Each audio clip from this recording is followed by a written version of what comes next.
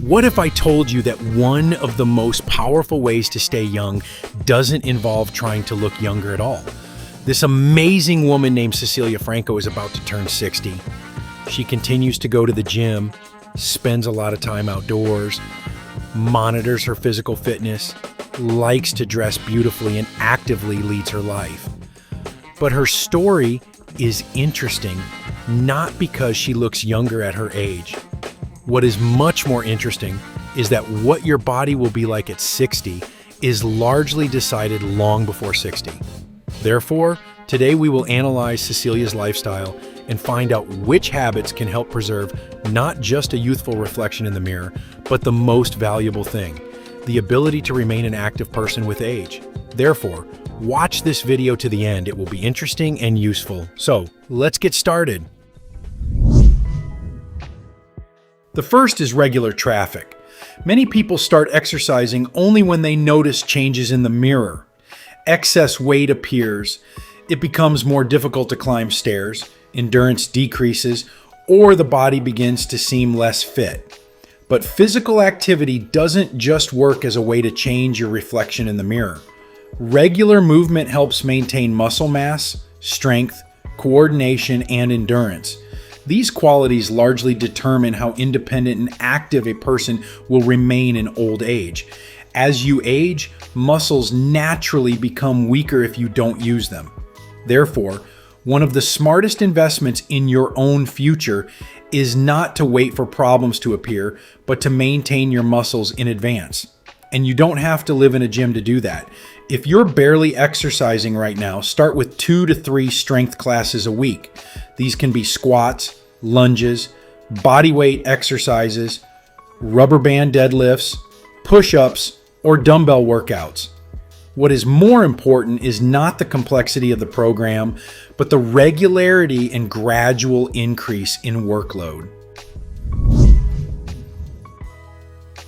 At the same time, the gym is far from the only place where you can train for longevity.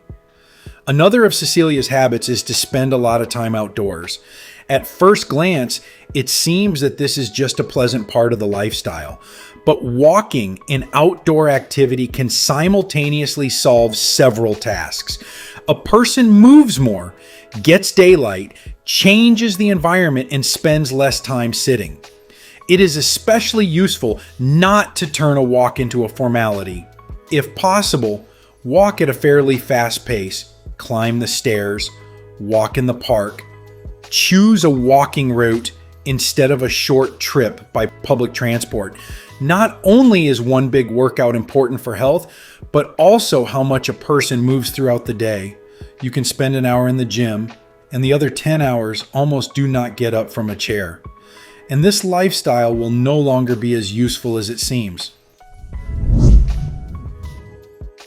Another interesting detail in Cecilia's lifestyle is that she likes to take pictures of herself and her figure on video.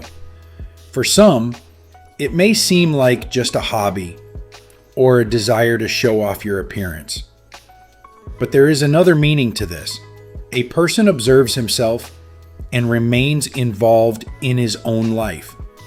He notices the changes, understands how he looks and feels today, and sees the result of his habits. This can be turned into a useful practice, even without blogging. For example, once every few months, take a picture of yourself in the same conditions. Record how much you can walk or run now, how many times you are able to perform a certain exercise, and how easy it is for you to climb stairs. This approach allows you to evaluate not only the weight or volume, but also the functional state of the body.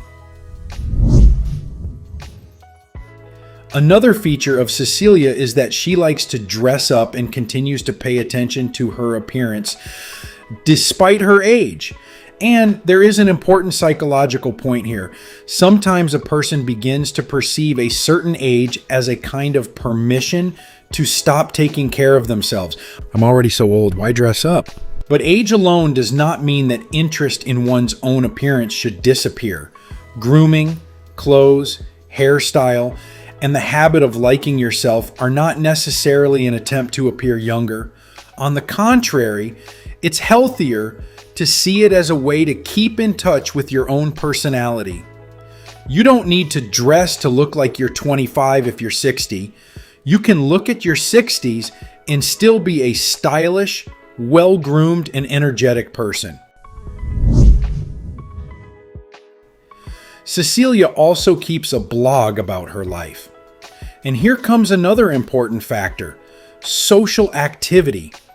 When a person talks about his life, communicates with the audience, shares his impressions, and continues to create something new, he retains a sense of involvement in the world around him.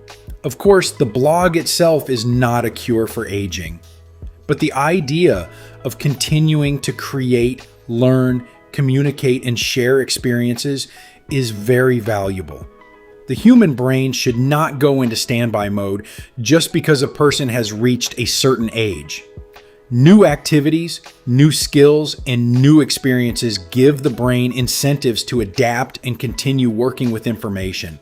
Therefore, if you want to adopt this principle, it is not necessary to start a public blog. You can learn photography, a foreign language, video editing, dancing, a new sport, or any other activity that really arouses interest. The main thing is that something new regularly appears in life, and not just the usual set of actions. Another principle that can be seen in Cecilia's story is a conscious attitude towards one's own body. This concept is often used too abstractly, but in practice, it is quite simple. You need to notice your body's signals and understand what exactly affects it.